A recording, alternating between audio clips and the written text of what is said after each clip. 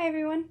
I just wanted to pop on real quick because I had another shadow hunting experience yesterday, and it was a really important life lesson that I incarnated here to learn, and it actually has a lot to do with my more divine aspects, my higher self, my divine archetype.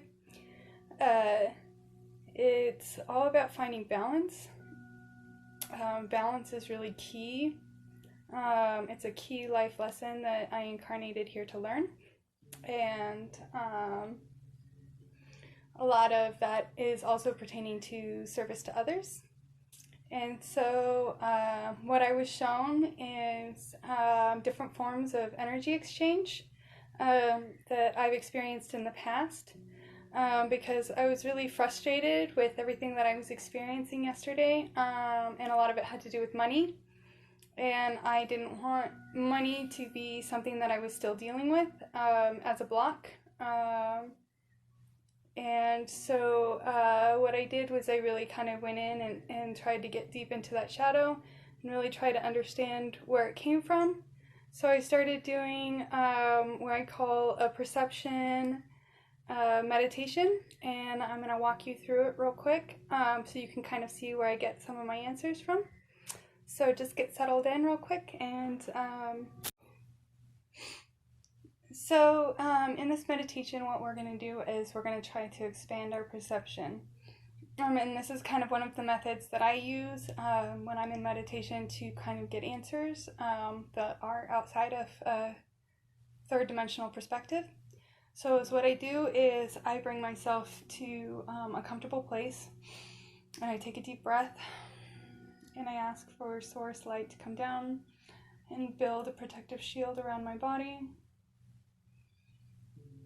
As I ground my energy into earth, connecting with Gaia's crystal heart, anchoring me. Now deep into Gaia. And then you can have your eyes open or closed. I prefer to have them closed at this point in time because then I can see things clairvoyantly. So I'm going to go ahead and close my eyes now. And I bring my awareness to my third dimensional reality. And I ask myself, what is my current perspective on this reality? And I give myself some time to just think about that question and formulate an answer within my mind. What is my current perspective on the third dimensional reality, and what am I experiencing in this now moment, in this third dimension? And you can ask yourself that question as many different ways as you want until you get an answer. Sometimes it takes a while because our brains are very busy, and you can always pause this and give yourself some time to really think about that before we move on to the next level of perception.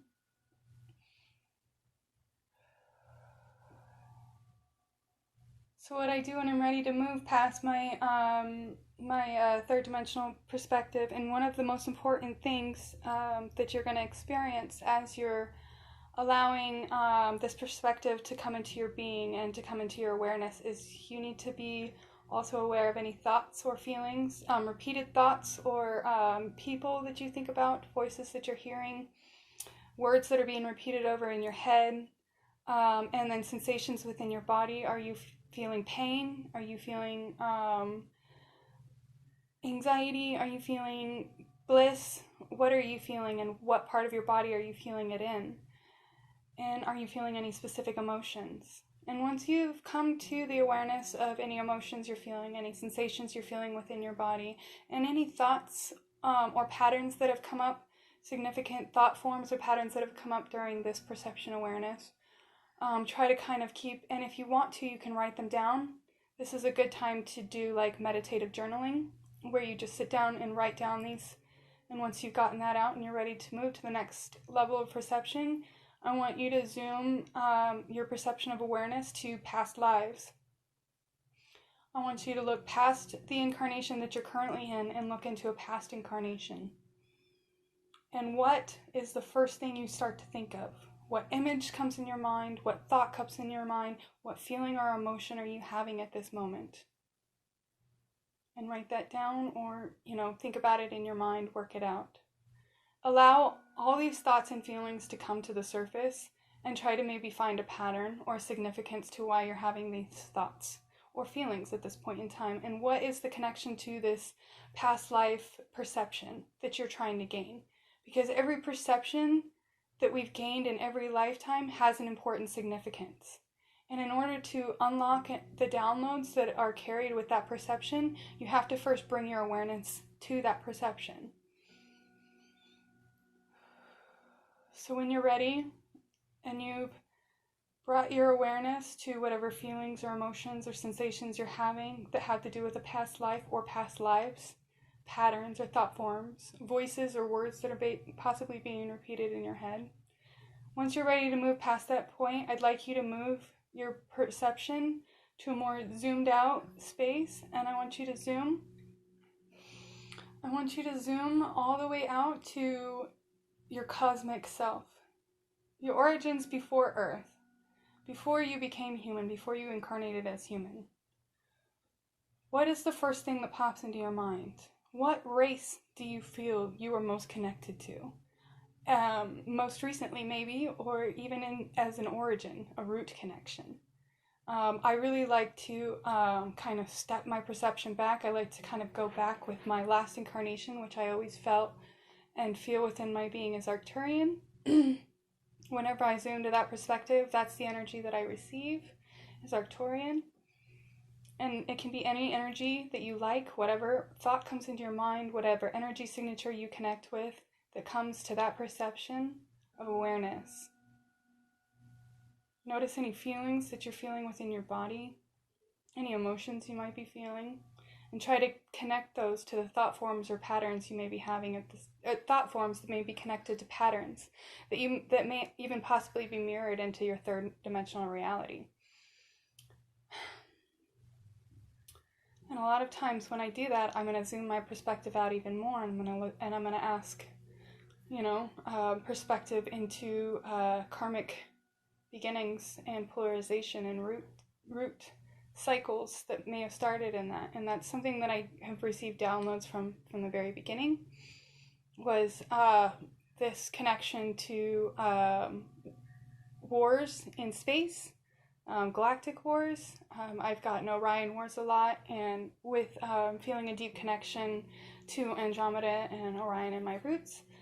This has always been very resonant to me. So I look at karmic situations or patterns that started or maybe were highly present during the Orion Wars, and what kind of programs or situations am I playing out karmically in the third dimensional reality that mirror those things, and what lessons did I come here to learn that may have to do with karma that may have been started back during that time, and see how it's mirroring into my third dimensional reality. And often situations that come up, you realize that without the awareness of the karmic tie to your cosmic roots, that you didn't even realize that this was a situation or an experience that was repeating itself in your life, in your third dimensional reality, in order to remind you of a situation that still hasn't been dealt with, that's still being carried within your DNA. And for me, that's shadow work that I need to find and transmute. And this has been the most effective way that I've found a lot of my shadows and been able to transmute a lot of my negative aspects and a lot of my negative soul origins and any aspects that are connected to that. And clear those and bring them back into alignment with my soul group, my soul self, and bringing back basically fractured pieces of myself. And when I get to that perspective, that's basically bringing me to where's the beginning of this karma starting? And I ask God, Source, what is the point of polarization, and why did we have to experience this? Why did we go through this? And why are we repeating this cycle? And what was the point of it? And I got the most simple answer you can imagine, and it was just one word, and I just got expansion. And I was like, expansion, okay. expansion. Can you expand on that a little bit? And expansion, there's very deep meaning to that. And what I learned was through these cycles that were playing out and karmic entanglements that were playing out and mirrored fractures of ourselves that were playing out, when there's a piece of your soul that's missing, there's an aspect that will show itself in the third dimension to remind you of that piece that's missing. It's whether or not you want to be aware of it when it comes into your reality and heal that aspect. And a lot of that is through shadow work, at least for me. And then also the other thing I learned was